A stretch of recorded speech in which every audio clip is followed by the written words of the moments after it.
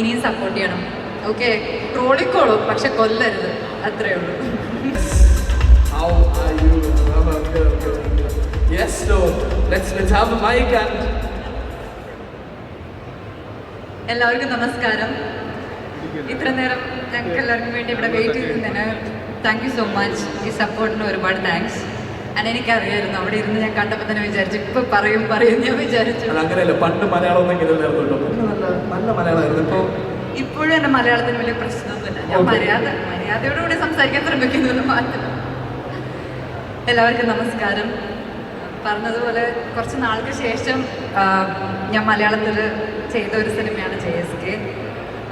എനിക്ക് ഇഷ്ടപ്പെടുന്ന സബ്ജക്റ്റ് മാത്രമേ ഇനി മലയാളത്തിൽ ചെയ്യുള്ളൂ എന്ന് വിചാരിച്ചിരിക്കുന്ന സമയത്ത് ലോക്ക്ഡൗൺ കഴിഞ്ഞ ഉടനെ എൻ്റെ അടുത്ത് വന്ന one of the first subjects ആയിരുന്നു JSK.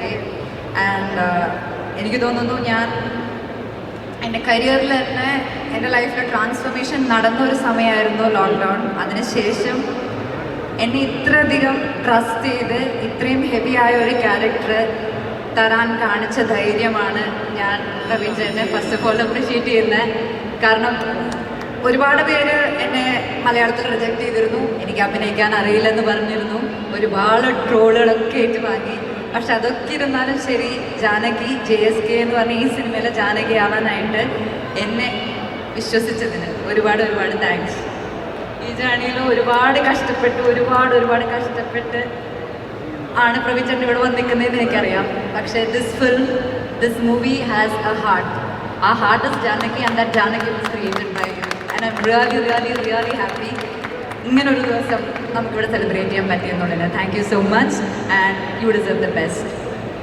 Secondly, thank you so much for giving me an opportunity to work with Suresh sir.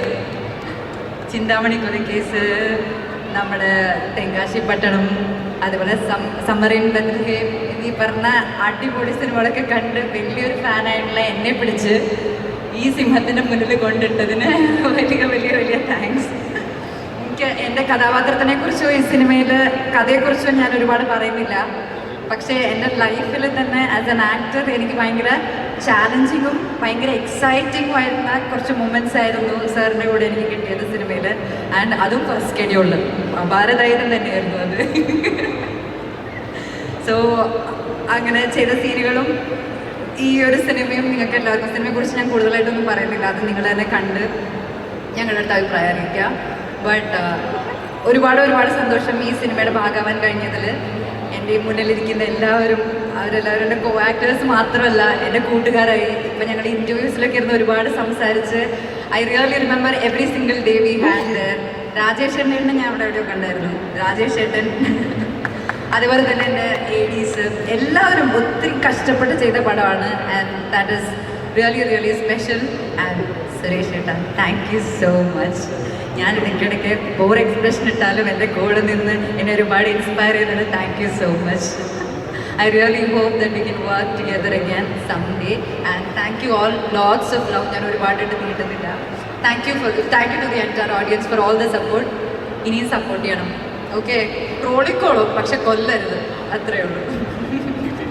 അതൊക്കെ സാഹചര്യം അനുസരിച്ച് പറയാൻ പറ്റും.